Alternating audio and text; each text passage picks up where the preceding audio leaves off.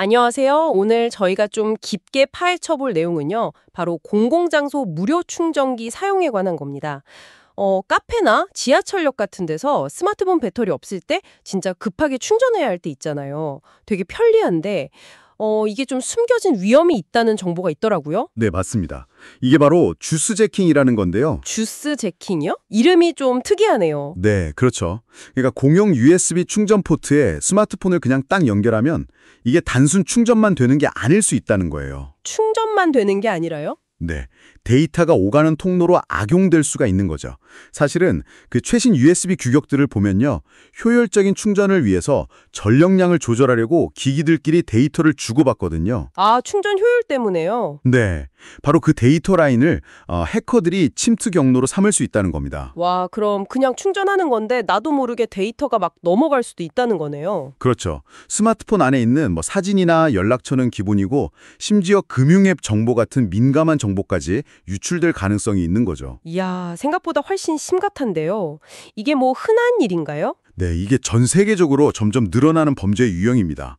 더 무서운 건요. 대부분 공격이 사용자 모르게 진행된다는 거예요.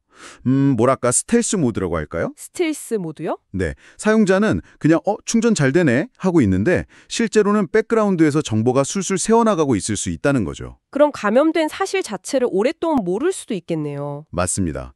그래서 나중에 금전적인 피해를 입거나 사생활 침해를 당하고 나서야 아는 경우가 많아요. 그렇게 탈취된 정보는 그럼 어디로 가는 건가요? 보통 이제 해커들 서버로 전송돼서요. 불법적으로 거래되거나 아니면 다른 2차 범죄에 악용될 수 있습니다.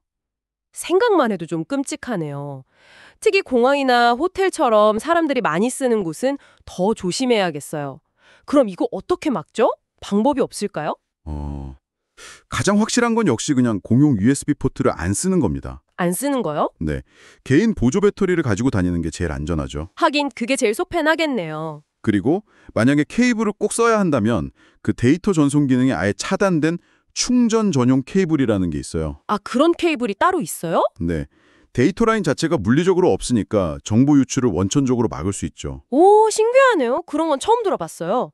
근데 뭐 당장 보조 배터리도 없고 그런 케이블도 없다. 이럴 땐 어떡하죠? 급할 때는 진짜 공용 포트 써야 할 수도 있잖아요. 네, 그럴 때가 있죠.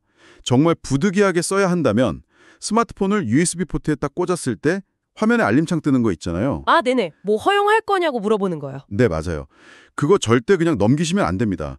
대부분 기기에서 파일 전송 허용, 사진 전송, 아니면 충전만 이런 옵션을 보여주거든요. 아, 네, 본 것 같아요. 거기서 반드시 충전만 또는 이와 비슷한 데이터 전송을 차단하는 옵션을 선택해야 합니다. 아하, 충전만이요? 네, 이 작은 주의 하나만으로도 위험을 크게 줄일 수 있어요.